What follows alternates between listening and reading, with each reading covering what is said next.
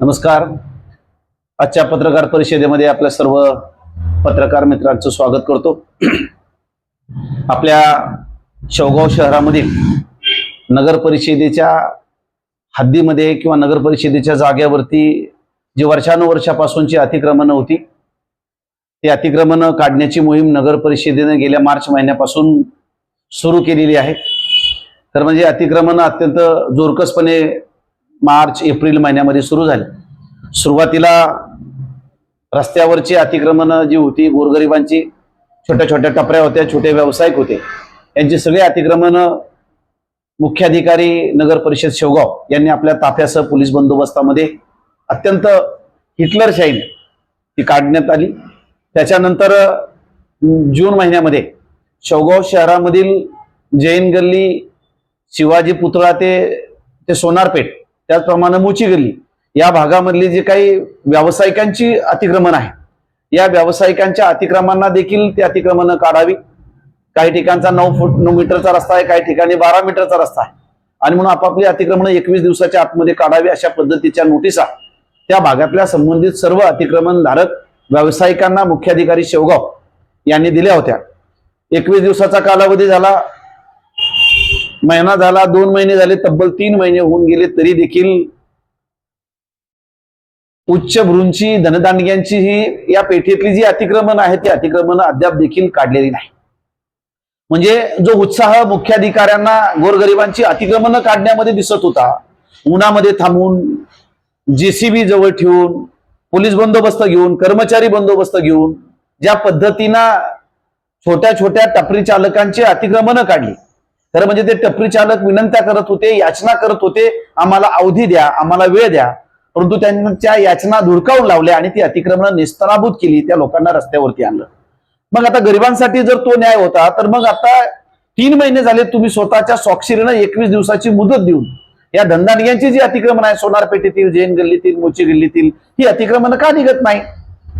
काल 2 दिवसापूर्वी या भागाच्या ज्या आमदार आहेत मोनिकाताई राजळे यांनी सर्व व्यावसायिकांची आणि मुख्याधिकारी आणि काही नगरसेवकांची बैठक घेतली.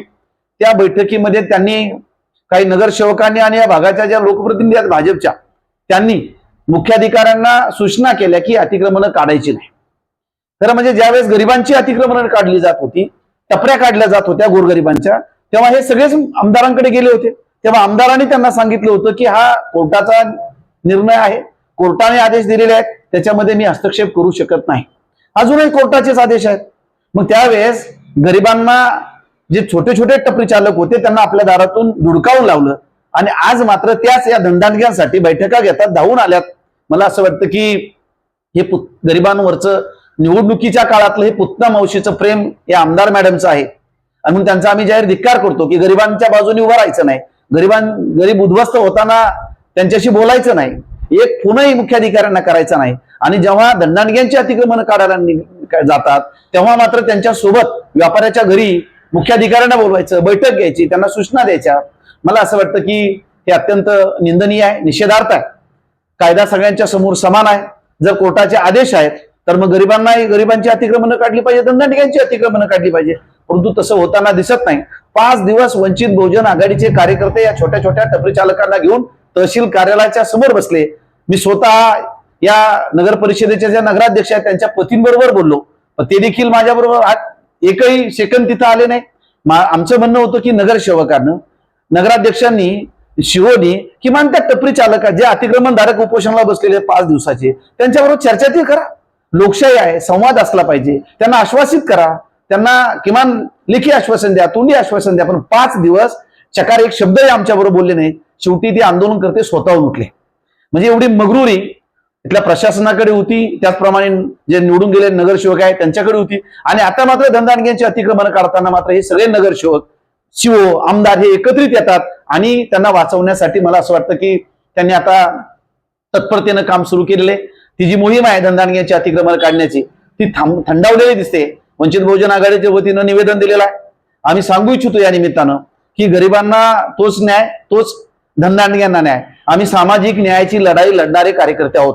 म्हणजे गरीब अतिक्रमणधारक आमच्या जवळचे होते आणि आता या पेठेतले जे व्यावसायिक आहेत ते आमचे दुश्मन आहेत, शत्रू आहेत असं नाहीये, तेही आमचेच मित्र आहेत. पण शहरामध्ये जर तुम्हाला शेवगाव शहर अतिक्रमण मुक्तच करायचं असेल, स्वच्छ करायचं असेल, तुम्हाला या शहराचं तुम्हाला शांघाय करायचं, चकचकीत शहर करायचं आहे, तर मग इथून तिथून सगळ्यांची अतिक्रमण काढा.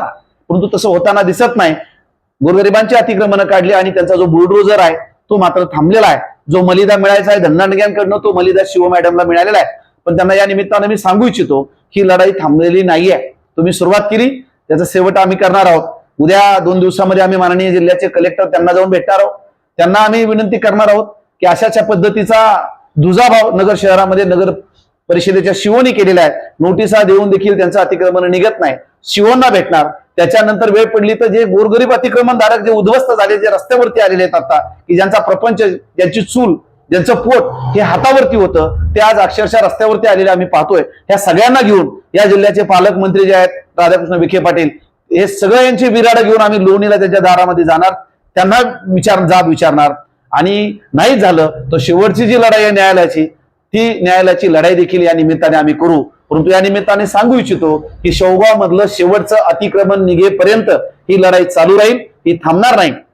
आणि पुन्हा एकदा ज्या मोठमोठ्या व्यापाऱ्यांसाठी धावत पळत या ठिकाणी वेळ काढून या भागाचे आमदार आले त्यांना वाचवण्यासाठी, त्या आमदारांचा वंचित बहुजन आघाडीच्या वतीनं आम्ही जाहीर धिक्कार करतो, त्यांचा आम्ही निषेध करतो. ही लढाई शेवटचं अतिक्रमण निघेपर्यंत वंचित बहुजन आघाडी ताकदीनं लढणार आहे.